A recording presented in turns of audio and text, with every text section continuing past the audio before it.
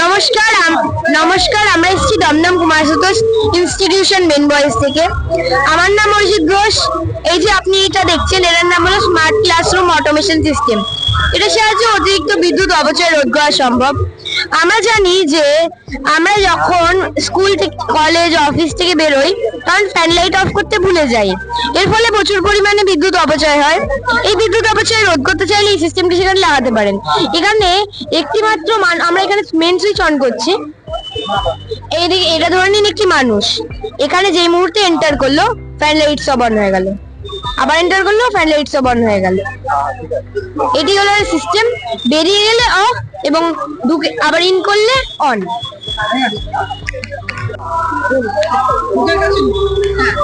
আমি সৃজনী। মেইনলি আমরা এখানে স্টলটা দিয়েছি অ্যাবাকাসের অ্যাওয়ারনেসটা সবার মধ্যে প্রচার করার জন্য। এখানে ছোট বাচ্চারা আসছে। আমাদের মেইনলি ফোকাস 4 থেকে 13 বছরের বাচ্চাদের, যাদেরকে আমরা আমাদের নিজস্ব ইনস্টিটিউটে অ্যাবাকাস শেখাই। বাট অ্যাবাকাস শিখলে একটা ধ্যান ধারণা থেকেই যায় যে বাচ্চাদের ম্যাথস ইমপ্রুভমেন্ট হয়, কিন্তু আমরা এখানে অ্যাবাকাস শিখলে বলছি বাচ্চাদের কগনিটিভ স্কিল ডেভেলপমেন্ট হয়। তো একটু বোঝাই, সেটা বেশি ইন্টারেস্টিং লাগবে। আচ্ছা, এটা হচ্ছে অ্যাবাকাস, ঠিক আছে? এই গোল গোলগুলো, এগুলোকে আমরা বলি বিটস, আর এটা হচ্ছে ডিভাইডার। মেইনলি বাচ্চাদের 3টে জিনিস শেখানো হয়: বিটস, ডিভাইডার আর হোম পয়েন্ট।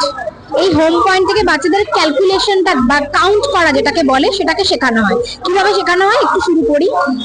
এই বিটস গুলো যখন ডিভাইডারে টাচ করে তখন আমরা বাচ্চাদেরকে কাউন্ট করাই। যেমন ধরুন, আমি এখন একটা বিটস টাচ করলাম, তো 1 হলো, নামিয়ে দিলাম, কিছু নেই, তার মানে অ্যাবাকাস এখন 0। তো দেন লাইক দ্যাট 2, 3, 4। আচ্ছা, 4 এর পরে 5টা আসে হচ্ছে ওপর থেকে। ওপরের বিটসটা যখন ডিভাইডার টাচ করে এটা 5 হয়ে যায়। মানে আমাদের বড়দের ভাষায় ওপরের বিটসটার ভ্যালু বেশি। 5টা আবার চলে গেল, 0 হয়ে গেল। এবার এটা যখন সেন্টারে বাচ্চাদেরকে শেখানো হয় তখন প্রপার ফিঙ্গারিং এও শেখানো হয়। আপনারা জানেন যে আমাদের ফিঙ্গার টিপসের সাথে ব্রেনের একটা সম্পর্ক আছে। তো এই প্রপার ফিঙ্গারিং এ শেখানোর জন্য বাচ্চাদের ব্রেন ডেভেলপমেন্টটা খুব ভালো হয়। তো এরকম ভাবেই এটা হচ্ছে 6, যেমন 5, 6, 5, 6, 7, 5, 6, 7, 8, 5, 6, 7, 8, 9। এরকম ভাবে 1 to 9 জাস্ট শেখালাম। এরকম ভাবে পুরো 100, 1000 আপনি যত চান করতে পারেন। এরপরে আস্তে আস্তে সাইমালটেনিয়াসলি অ্যাডিশন, সাবট্রাকশন সমস্ত কিছুই শেখানো হয়, সেটা গ্র্যাজুয়ালি। Thank you. নমস্কার, ঠিক আছে। নমস্কার, আমার নাম মৃগাঙ্ক পাই। আমাদের আজকের আরেকটি মডেল হলো অন্ধের দাঁড়িপাল্লা।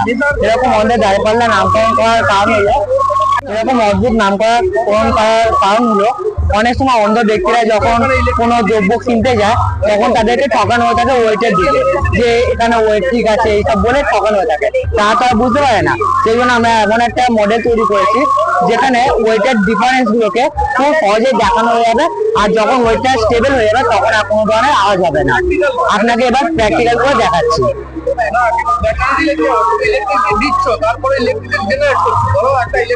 এখানে আমরা 50 গ্রামের একটি দ্রব্য নিচ্ছি আর এখানে 50 গ্রামের একটি বাটখারা নিচ্ছি। যখন দুটোকে সমানভাবে রাখছি তখন দেখবেন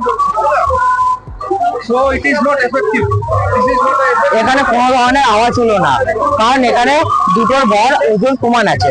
যে মুহূর্তে এখানে আমি চিত্রানুযায়ী 50 গ্রামের দ্রব্যের বদলে আমি 90 গ্রামের একটি দ্রব্য রাখবো, তখন দেখতে পাবেন এই দিকটা আওয়াজ হচ্ছে। এবার আমি যখন 50 গ্রামের বাটখারা বদলে 100 গ্রামের বাটখারা রাখছি,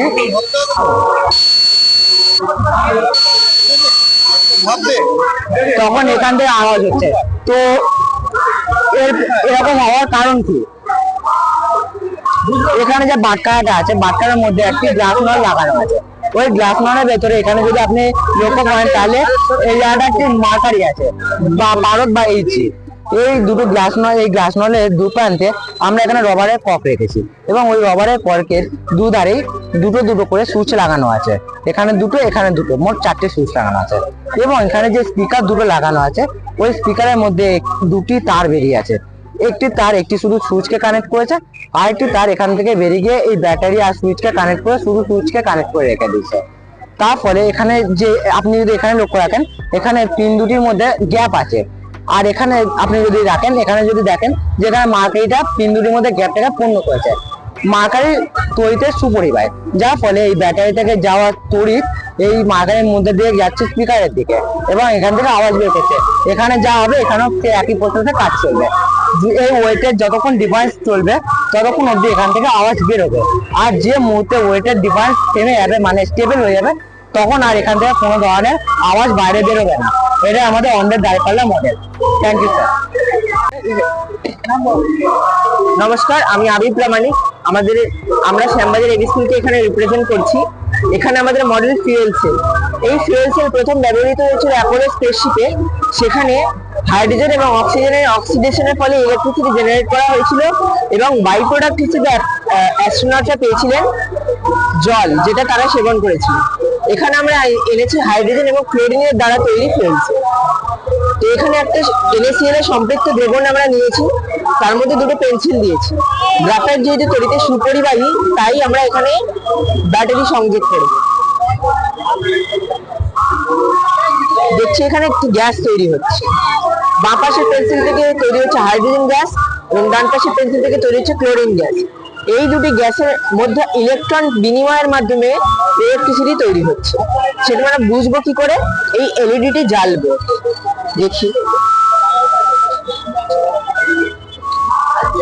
এলইডিটি জ্বলছে। বলে রাখি, আমরা এখানে শুধুমাত্র প্রিন্সিপালটি এখানে উপস্থাপনা করেছি, এর উপর মডিফিকেশন করে একে আরো উন্নত করা যেতে পারে। নমস্কার। হ্যাঁ, এইটা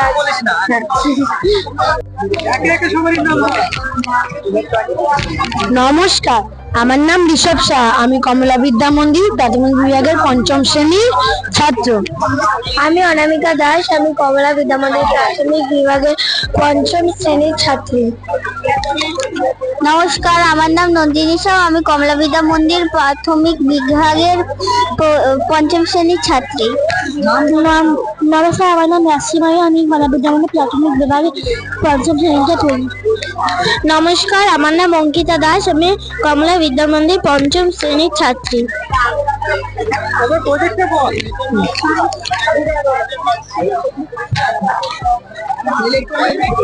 তো আমরা এখানে বলছি শক্তির সম্পদ। শক্তি দু রকমের হয়, পুনর্ব্যবহারযোগ্যহীন আরেকটি হচ্ছে পুনর্ব্যবহারযোগ্যহীন মানে যেগুলি বারবার বা ক্রমাগত ব্যবহার করা যায় না। আর পুনর্ব্যবহারযোগ্য মানে যেগুলি বারবার বা ক্রমাগত ব্যবহার করা যায়। কয়লা, খনিজ তেল, প্রাকৃতিক গ্যাস ও পারমাণবিক শক্তি। কয়লা কিভাবে তৈরি হয়? যখন ভূমিকম্প আসলে তারপর খনিজ তেল ওই বর্ণনাগুলো ছেড়ে দে, তারপরে সৌরশক্তি মানে সূর্যের শক্তি বা তাপ। তো শক্তি বা তাপ যখন এই সোলার প্যানেলে লাগে, তখন এই সোলার প্যানেলগুলি সেটিকে অ্যাবজর্ব করে বিদ্যুৎ তৈরি করে। বায়ু শক্তিটা হচ্ছে যে এই ভিনভিলগুলি যেখানে লাগানো থাকে, মানে বলতে গেলে যেখানে বেশি হাওয়া চলে, যেমন কি সমুদ্রের ধারে, এগুলি অনেক লাগানো থাকে। তো এগুলির কাজ হচ্ছে ঘোরা। এগুলি যখন ঘোরে, বায়ুকে নিয়ে অনেক জোরে গোল গোল গোল গোল ঘুরিয়ে ঘুরিয়ে বায়ুর যে শক্তিটাকে থাকে সেটিকে নিয়ে বিদ্যুৎ তৈরি করে। জৈব শক্তি আমরা তৈরি করি গোবর বা শুকনো কাঠ দিয়ে। আমরা জৈব শক্তি তৈরি করি, এটি হচ্ছে জৈব শক্তি। সমুদ্রে যখন জোয়ার আসে সেই শক্তিকেই আমরা বলি সমুদ্র শক্তি। জলবিদ্যুৎ শক্তি, পাহাড়ি অঞ্চলে যখন পাহাড় থেকে নদী বয়, তখন সেই নদীর জলকে আমরা এই ড্যাম আছে, এই ড্যামে ভরার পর, এই ড্যাম থেকে আমরা অনেক ফোর্সে ফেলার পর যে টারবাইনটাকে আমরা অনেক জোরে গোল গোল গোল গোল ঘুরিয়ে ঘুরিয়ে যে শক্তিটা থাকে জলে, সেই জলের শক্তিটাকে আমরা নিয়ে পাহাড়ি অঞ্চলে বিদ্যুৎ তৈরি করি। আবর্জনা থেকে তৈরি শক্তি, যে আমরা যে আবর্জনা ফেলি ওর মধ্যে থেকে যে সলিড জিনিসগুলি থাকে, ওই